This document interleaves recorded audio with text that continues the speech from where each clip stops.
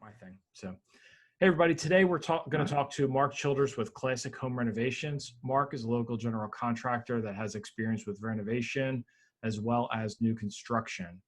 And since the market for listing homes is so tight, I thought it'd be a good idea to talk to someone that might be able to guide people in the right direction if they're looking to build or take on a major remodel. So without further delay, please welcome Mark Childers to the podcast. Thanks for having me on, Mike. Yeah, thanks for being on, Mark. Full disclosure, Mark goes to Rotary with me and is a good friend of mine, but he's also done work for me personally and has always done a really good job, and always enjoy working with him. So I appreciate you being on. So Likewise. Why don't we just kind of get right into this? So let's start with some vocabulary. What's the difference between a spec house and a custom house? Well, Mike, a spec house is shortened for speculative, and that's that house that a builder is going to build on his own dime and then hope to sell it at a profit when he's finished with it. The thing about spec homes is ideally for the builder, after he gets it framed in and a customer can see what the house is going to be, maybe he gets a contract and then the customer gets to finish it out with their finished surfaces, versus a custom house where you contract the builder to build a specified house for you. It's most likely going to be on land that you've purchased, and you get with the builder, go over the plans, and he gives you a contract price for building one specific house. Okay. So I thought that was important because a lot of times you'll hear people talk about that, and I think a lot of times the public doesn't really know what people are talking about. So I think it was good just to kind of start out by clearing that up. So for the purpose of discussion, we're going to kind of go more on the custom house side and with kind of how we're going to frame the discussion going forward. But so if someone wants to have a custom home built, where do they start? Do they start looking at lots? Do they start looking at plans? Where do you recommend that people kind of get the ball rolling? I think a lot of people think that they should do the plans first, but you really need to pick out that lot and have the plans drawn to it. First of all, the house has to fit on the lot. Second, the lay of the lot. Maybe you pick a lot that'd be perfect for a daylight basement. And if that's important to you, you need to get one with the grade that falls off to the back. So you can find an architect on your own. You can go to the builder. He is probably already working with one or two architects or home designers. You do not have to have an architect for a residential residence. So there are plenty of good home designers out there that traditionally will be less expensive than an architect. Okay. That's good to know. I mean, and I'm not to hold anybody to it, but like any idea like the cost range for hiring an architect or a designer, like what someone would expect for something like that? Like I said, no one's going to hold you to a price, but just kind of a wide range. Different folks work different ways. Sometimes it's just a square foot price, and more architects work that way versus the home designers. The one that we use kind of figures how much time that he will have in it, and he'll give you a range. Most of the remodel projects that I work with, you're looking at between $2,000 and $3,000 for an addition. You know, the home plans that we recently bought, I think we gave, I think about $2,500 for those. Okay. One thing you may want to do if you want to cut your cost a little bit is a lot of them will have catalogs of home plans that they have already done. It's their intellectual property, and maybe you can pick one out of his catalog and just modify it to suit your needs would probably save money in most cases. Something I looked at once when I was thinking about building, there were a bunch of websites out there that you go on and look at house plans. Do you think that's a good way to go, or you think you're better off talking to a designer and just kind of letting them guide you along the way? Personally, I think you're better off talking to a designer because they build locally. They know what the local codes are. Uh, a lot of people will take an idea from one of the design magazines, and you do have to keep in mind that's the intellectual property of the person that drew it. But if it's just a basic, here's for the most part what I want, and it's not a verbatim copy, your home designer or architect could use that for a starting point. Just to kind of I get don't the see any conversation real. going. I'm sorry. I said kind of just to get the conversation going at least, so you can kind of determine kind of Exactly. what direction you want to go to. Yeah, and the ones that you do buy out of those books, I don't see that they're really that much less expensive. I think you'll pay between $1,500 and $2,000 for those, but any changes are really going to cost you. I think that's where they really make their profit on those. That's good. We kind of went into it a little bit, but what things do people need to look out for when they're picking a lot? At what point and at what point should they get the builder involved?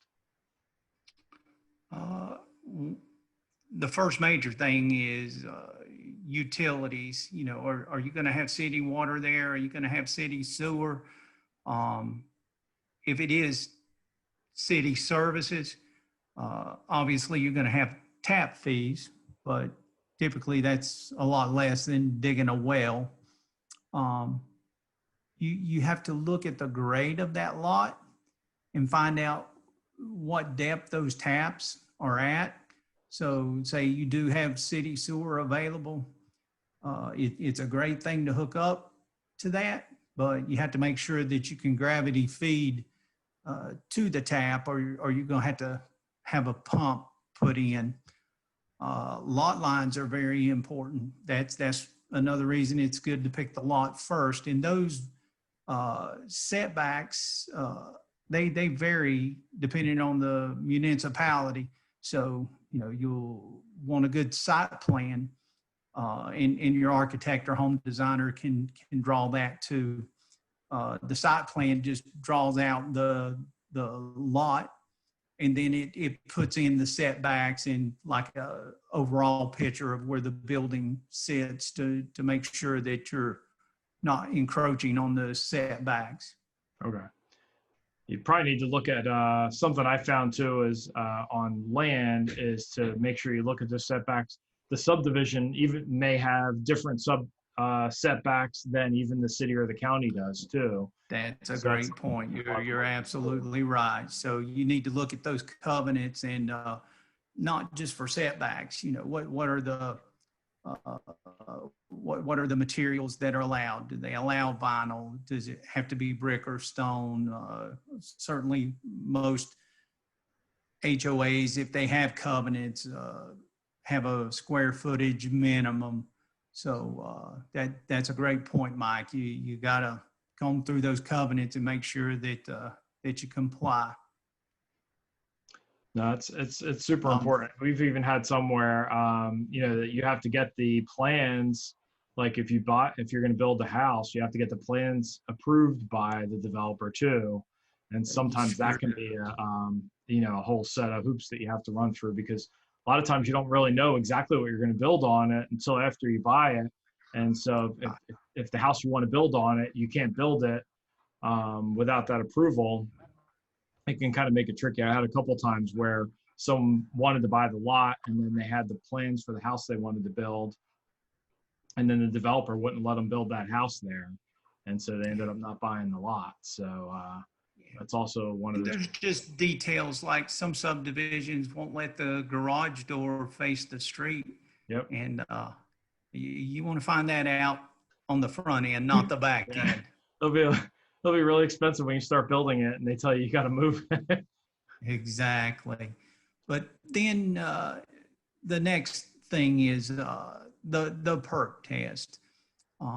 If you're not familiar with the perk test, you typically hire a backhoe. Not many people dig them by hand, but you could, and you dig test holes. And the term is a little bit misleading. They don't fill them with water and see how long it takes to drain. They'll have a someone from the county will come look at the soil composition that you took out of the hole, basically, and based on that soil structure, they'll determine what kind of septic system you can put on that lot. There's a lot of lots that are like that, like we have for sale that have like perk tests on them, like where they've done it. How long is a perk test good for? Do you know? If somebody does one, or is it Wow. really? I can't really answer that question, Mike. It probably I would varies by think municipality. indefinite because the soil composition isn't going to change. So I would think once you get it, it would be good. I mean, you've paid for it. The only thing similar to that is once you pull a building permit, you have to have one inspection per year to keep that permit alive. Okay. But as far as perk test, I don't really know. Okay. Good question. Well, we can find out, and I can put it in show notes later. So if There I, you if I go. get a definitive answer, but I think more than likely, I think it's probably going to vary on the municipality, and or the county that you're in. It may change. What happens if you find a lot that, let's say the county does a perk test, and let's say you were planning on building a pretty large house, you wanted a 4-bedroom house, and the county does a perk test and only perks for like a 3-bedroom house with a standard system. Is there anything people can do to maybe get a little bit more out of it? Is there anything? There are more sophisticated systems that sometimes they can use, um, but typically they're more expensive. But there are some more expensive alternatives. Obviously, they try to get you into just a conventional system, but there are more expensive alternatives if that's just the dream house on the dream lot that you have to have. So what kind of things do you think people forget to take into account when they decide to build? Um, there's just little things that you can do for little or almost no cost that a good builder should be advising you on. It's like with home automation now and home networking. If you've got a 3-story house and do not put a little chase from your basement up to your attic space, you probably missed a great opportunity to do something that could save you a ton in the future and cost you almost nothing at construction. Typically, you take a 2-inch PVC pipe and just run it between the floors so you have that access.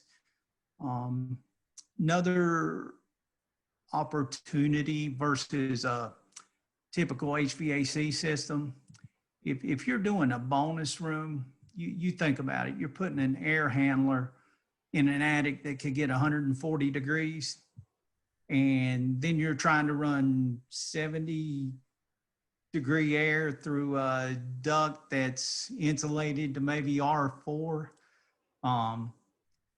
If you're doing a bonus room, it's way better just to insulate that room well And a mini split is like an air handler that hangs on the wall. So that air isn't really conditioned until it gets to the head. You run a line set, not a duct. So you're just really running your refrigerant to that head unit, and you're making the cold air in the envelope, as we call it, in the space that's already insulated. So you don't have this air handler sitting out in a hot attic trying to make cold air and then distributing through the attic. No, that makes a lot of sense. Because even when I go, like when I show houses that have a bonus room, especially over the garage like that, that room always seems to struggle. When it's It's got a system, always 5 to 10 degrees hotter on the especially hottest and days. especially if it's tied into the rest of the house's system and not on its a separate thing. So it can really Exactly. struggles. But yeah, a lot of houses I'll see they'll put like window air conditionings in the air conditioning units even in those rooms, just so it can kind of keep up. If people use those rooms a lot, and I guess that's why it makes a lot of sense. I would also throw out there too is especially the way things are going. You talked about technology, but like make sure wherever you're going to build, make sure you actually have access to internet. There I've you had go. a couple people where they found a friend that found the perfect lake lot, and then when it came time for them to get internet, they ended up having to go with like satellite internet because it wasn't offered where that house was. And so you Right. have to kind of and more we're dependent on that, and smart house isn't going to work real well if it's not connected to the internet. So you want to make sure that you have that, and something I wish the municipalities and everybody would really. I think there is a focus on it, but it really they need to really push more to make sure that we can get it out more to our rural areas, because it might allow us to build a little bit more.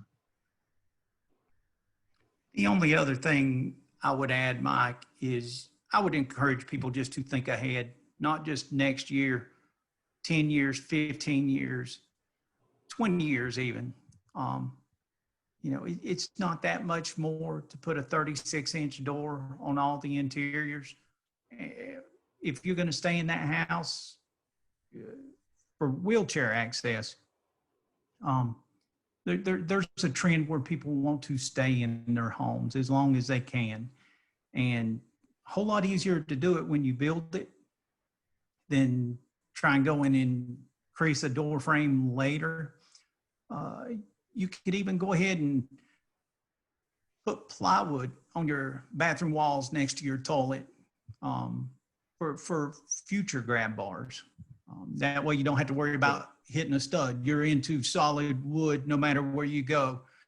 So for the cost of a sheet of plywood, go ahead and do that in your showers and in your toilet area. And then you don't have to remember 10 years back, where did I put that blocking?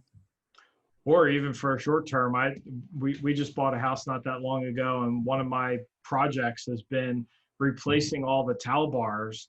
And it'd be really nice if I could just drill right into that instead of having to use those stupid little which I'm going to give a piece of advice to everyone. If you put on a towel bar or a toilet paper roll, take the hardware that they give you and throw it away, and actually go out and buy actual hardware to put that stuff in, because every time I use it, it falls apart. So just as a seasoned homeowner, not to steal any of your builder thunder, because I think it's pretty low level stuff, but throw that stuff Yeah, away because it is complete junk. So, exactly. but No, yeah, if you think about it, that little plastic sleeve anchor that you get, it's just holding drywall. It will hold the weight of the towel bar, and that is all. all right. Let's see, and then let's see. All right, so let's move on a little bit more to like renovations. That's kind of a little bit more in your wheelhouse. I think you do a little bit more of that, but you're knowledgeable on all these things. That's why I always love talking to you and bending your ear on things. But any advice to people? One of the reasons I guess why we wanted to do this is just to kind of open up people's ideas, because a lot of times people are looking for houses now and they're struggling to actually find what they want. And so they say, well, maybe I can build it, or maybe I can buy a house that needs work that I really like the location and do a remodel on that. So do you have any advice for people that are thinking in those terms? So like, and they've already got like, from a, hopefully they've got a really good agent that says, hey, if you fix this up and, this is what this house will be worth if you do this, this, and this. So they're already going to have that information. What kind of stuff do you think they need to take into account when they're looking at a house like Uh, Mike, if I hate it when folks have already bought the house and then they want to call me because I break their hearts a lot of times. Um, as you know, home building, remodeling is relatively expensive, and remodeling way more expensive than new construction, just nature of the beast. Um, and your agents are great about bringing me in. If somebody's just looking at a house, I'm happy to give them an hour if I can help them make the right decision on that house. But if you're thinking major remodel, go ahead and talk to a remodeler first, because there are things that sometimes homeowners come up with that sure we could do it if the account is big enough, but they just typically don't know what things are cost. So my number one advice would get a remodeler in as early as you can. My second piece of advice is make sure you like him or her, because you're going to be spending some time together. that? Remodeling is a stressful time. I always joke before somebody signs the contract. I tell them folks love to see us come, but they really love to see us go. You think about it. We're in your space. We're making noise, creating dust, upsetting your schedule. So you want to make sure that you get somebody professional that is going to run a schedule so he can minimize the time that he has your house torn apart. Other than that, be patient in the planning phase. That's the best time, money you will spend on that project, bar none. Particularly in a remodel, if you have to live in it, you want to get those details down early on so you can plan for them and make the project go smoother. Any change that doesn't have to be a change, any details that you can talk about, get up front, it's usually always going to be cheaper for you. So just spend that time.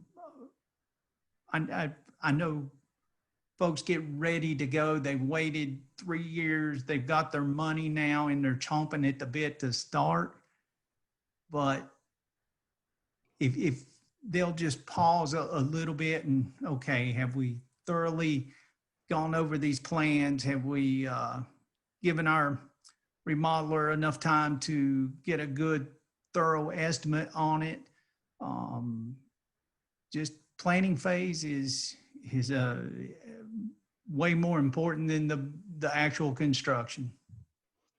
That's definitely good advice, and we've definitely been there over the years where you kind of like like you said, you get excited, you saved up your money, you're ready to go, and then it's like, all right, well now we gotta wait and until it's really gonna get done. So I agree. I think being patient, I think, is going to be one of the biggest things, because for good or bad, I think we have a lot of really good contractors in our area, but there's not a lot. And so I think, if you want to get the job done and you want to get it done right, I think you need to really take your time finding the right person and then being ready to wait for that right person. And sometimes, you might have to wait 6 months or a year before you can really even do the project. So You're right. There are a lot of good builders, and most of us have pretty long wait list right now. But it's there's always that guy that can come along saying, sure, I can start in 2 weeks and I can do it cheaper. Has he taken the time to know what the project really going to cost? Yeah, just beware the guy that tells you just what you want to hear, because normally that's where you get the nightmare stories. Yeah, it's it definitely we've been there, and I hear the horror stories from other people. So and again, that's why I Yeah, wanted to do this today too, just to kind of to yeah, arm the consumer with what they need so that they're prepared, so they're not, somebody comes up and says, hey, it's going to take me a while to do this, and maybe they're prepared for that, or that, yeah. I mean, we kind of talked a little bit earlier, like availability of supplies. I mean, talk about that a little bit. What's kind of going on with all, with COVID. I mean, it's kind of slowed down some of that stuff. What can you tell us about that? Uh, Mike, COVID has caused us pain. Um, it's just getting the manufactured goods. And if I knew at the start of the project which one's gonna give us the holdup, you could plan around it, but usually it's not that smooth. Usually you get a commitment date and then the supply chain says, sorry, it's going to be 2 more weeks. Uh, just crazy stuff like customer wanted a particular cultured stone and the lead time was like 6 weeks on it. And then we found a source and the stone was made sitting in the factory, but they said we don't have people to load the trucks. We can only load so many trucks a day. So it was still 10 days Wow. after we found the other source and the stuff was made sitting at the factory. So just be prepared. Windows are taking longer, garage doors, cabinets. The Appliances. story that I I'll throw that out there. Appliances are taking longer too. We've had several people, appliances. um, d- dishwashers. People needed dishwasher. I have family that wanted a refrigerator, and they ended up having, like, they had to buy like a tiny kids refrigerator basically temporarily, because the refrigerator that actually fit the space wasn't going to be ready for months. You're So exactly right. yeah. Um, yeah, the story that I get most consistently from the supply chain is, well, the kids aren't in school, so the parents had to stay home with the kids, so people can't come to work to make ABC good. Interesting. It's amazing how everything's so interconnected with everything that happens, and it ends up hitting you places that you don't really expect. It is, like I said, if you knew which one's going to be the hiccup at the start, you can just shift the schedule. But usually it's okay. It's supposed to be here next week, and you make the call to follow up, and oh, well, it's going to be 2 weeks after that. So it's just the crazy world we live in today. Well, hopefully things will keep getting better. I think, it's been really slow, a lot slower than I even expected. I mean, when this whole thing started, we're like, all right, like they did that like 45 days to slow the spread. I was like, all right, yeah, let's get this out of the way. And 6 months later, we're still here. So hopefully, my hope is that maybe by early next year, maybe, and like I said, things are open up a little bit here and there, but hopefully early next year we can kind of get back to a little bit of normal, and that sort of thing. So, well, that takes me into our next part of the show, that I like to do a little bit more lighthearted and a little bit more personal kind of things to talk about. And it gives a chance to talk about some restaurants and TV shows that people watch and that sort of thing. So, with the fact that restaurant choices are pretty slim right now as far as like where you can eat outside, what is your favorite outdoor restaurant to go to lately? Mike Backstreets has always been one of my favorites. It's pretty close to the showroom up there, and Mhm. old Brian just always just a lot of pride and great menu, good food. I've never been disappointed there. Yeah, that's definitely one of our favorites. They've over the years, and with the old building and the new building, and the food's always been really good, and like you said, service, everybody's always really good over that. That's a great choice. Yeah, I forgot about the old building. That's kind of crazy. even to think, How small that parking lot was, and yeah, you used to have to park around the corner sometimes on there. So exactly. one other thing, so I think our go-to place for sitting outside has been Station. I think it's kind of like the open air over by the down up by the tracks and stuff. I think that's probably been Sure. our go-to our outdoor seating space. I'm still a little bit freaked out about going eating in a restaurant inside, just because I've read all this stuff about how the vapors travel and stuff, and I'm not a doctor, but I had one on a few months ago on the show, and just so I'm still not ready for indoor dining yet, but try and find as many outdoor places to go to. And if I can't have outdoor, then I try and get takeout from somewhere. And so with that in mind, what's your favorite takeout place? El Paso has always been a good one for us. Okay. Get a good old taco salad, and that way I can eat my salad. Nice. That's good. Yeah, we've enjoyed even Tap Room. They've got a pretty good. I don't. Again, I'm not really eating inside too much, but you can kind of take your food outside on the square. The Tap Room's been pretty good for takeout. We've been there, gotten takeout from there a few times, um, and my Mexican restaurant that I like is Rancho Viejo. We get from there quite a bit. So people who listen to the show There you go. know that that's probably my favorite restaurant altogether. But anyway, but that's besides the point. All right. So, what is the best TV series you've watched since March? To be honest, we don't watch a lot of TV, Mike, but we got hooked on a Amazon original miniseries, Jack Ryan. Okay. If you're not ready to sit there for several hours on end, then don't even start it, because it will keep you on the edge of your seat. It'll force you to binge watch it. You just want to keep watching another episode after. We did. We watched the whole 2 seasons in like 4 nights. Oh wow, that's pretty good.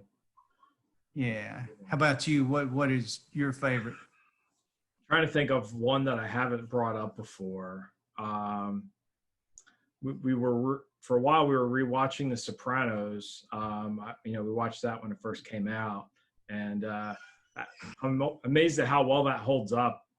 Even though it's 15 years old now, basically, maybe even more. Wow. But it's actually, yeah, it might be close to 20 years old now, but that still just holds up so well. The storyline and the acting and everything on that show just really holds up. So but yeah, that's one. And trying to think of, I wish I could say that I don't really watch that much TV. I don't feel like I watch that much TV, but there's always something. We always pick something, and then we kind of go all in with it for a while until we're done with it.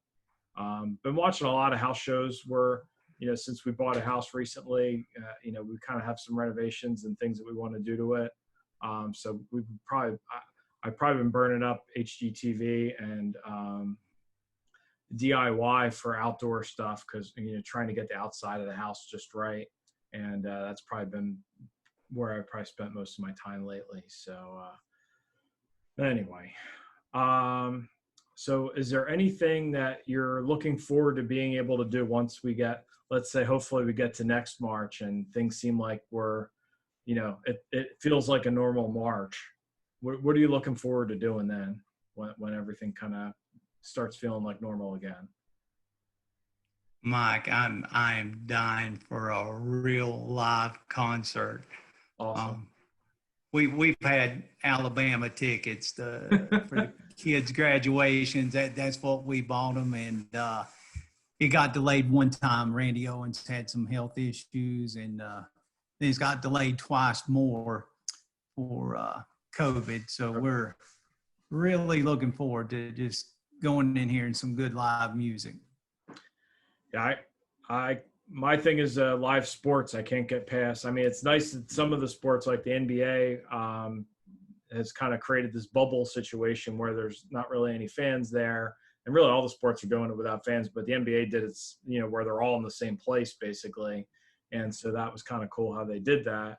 But I really miss going to those Hornets games. They're so much fun, and the place gets pretty rowdy, and it's so close to the action and everything. So I kind of can't wait to, get back and sit in my seat at the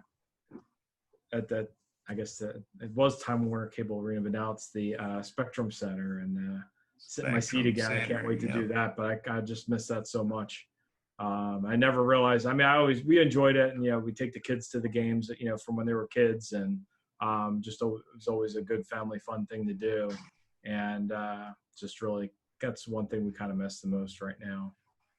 But anyway, well, kind of going to wrap up. One I guess I always like to throw out there. Is there anything else that you wanted to get out there concerning the construction process that maybe we didn't cover that you wanted to make sure everybody got? Mike, we spoke about it a little bit just with delays on materials, but it is a crazy time in this industry, supply and demand. You would have thought COVID would push demand lower, but it's out of sight. So materials are going up. The lumber houses are getting twice a week price increases. So just make sure you plan for that. Your builder may ask for escalation clause in contracts, and that's a fair thing to ask. Probably what he'll do is price at this rate with some pad in there, but if it exceeds before we get to this phase, we may have to renegotiate. I guess that's just the one thing I would convey is supply and demand is still, demand's out the roof. Is it just on lumber, or is it kind of across the board? Like what's kind of getting the biggest hit? Lumber is what I'm seeing by far. That 2x4 that 6 months ago I was buying for $3 is now almost $7. Wow. So lumber's the biggie. I think it's going to start leveling off here soon, but the past 2 months it has really gone crazy. So I hope that'll stabilize. It's just more challenging to operate in this environment. I'm not saying it can't be done. I'm not telling folks to hold off on their projects they want to do. I'm just saying you probably need to have more thought and discussion with your builder before you move forward with it. Do you have any idea what they're saying? Like the reasoning is just because of demand, or is there like a shortage of like trees to cut down, or like what is the cause? Is it purely demand, do you think, or is like the demand and then the supply chain trouble? Exactly. Yes. Demand is huge. Who would have thought building would be at the increase it's at? And then you just can't get folks in the mills, the factories, to process the goods. Gotcha. That makes sense. Definitely makes sense. So, yeah. All right. Well, so like I said, I don't put off a project that you'd want to do, but just know going in that times are more challenging, and you need to have probably more robust discussion. If it was a $3 2x4 and it went up to $3.50 on most projects, that's not going to be a huge deal. But when it doubled and then some, that's a bigger deal. That definitely that'll hurt. So, Well, Mark, I appreciate you coming on today. I think we had a really good discussion. I'll leave your contact information in the show notes. So if anybody wants to reach out to you, feel free. Like I said, Mark's done work for me in the past and done a really good job, and we certainly appreciate it. And like I said, I think, but not not for nothing. I mean, we have a lot of really good craftspeople in our area, and so I, appreciate Mark being able to take his time. I know he's super busy, and appreciate taking the time to do this with me. So And thanks. thanks for having me, Yeah, Mike. thanks for coming on, and see you guys next time. All right. Take care.